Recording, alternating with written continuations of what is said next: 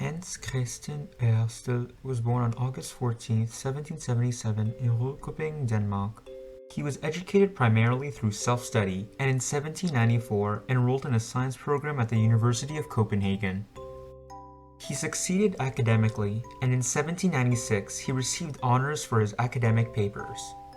After graduation, he was granted a scholarship to study abroad in 1801.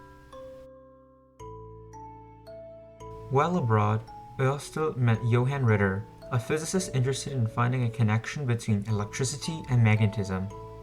It was during this time that he published a paper where he noted the close similarities between the properties of magnetic and electric fields, their equal presence in nature, and certain reciprocal properties such as the loss of magnetism in steel due to the rise in temperature and the subsequent increase of the metal's electrical conductivity. He concluded that an attempt should be made to see whether electricity in its most latent stage has any effect on the magnet as such.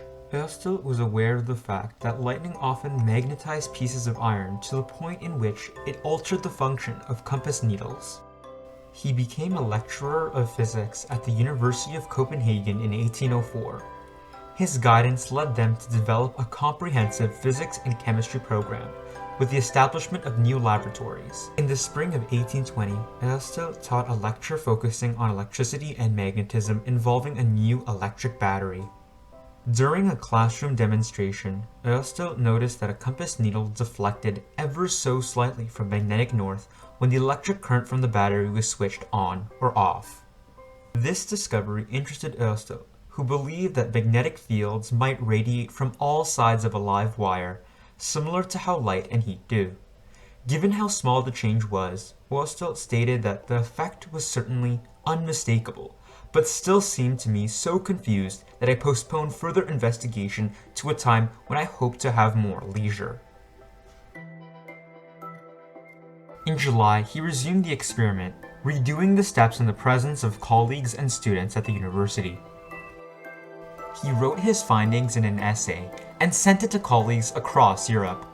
In the essay, Ørsted talked about the dependence of the needle's deflection on battery strength, the direction of the current in the wire, and the needle's position relative to the wire.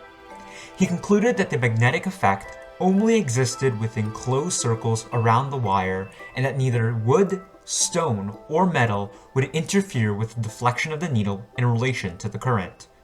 With this, he proved the clear connection between electricity and magnetism. His work led to the development of electromagnetic induction and was a major step towards a unified concept of energy. Without his research, common technology such as television, radio, and fiber optics would not exist today.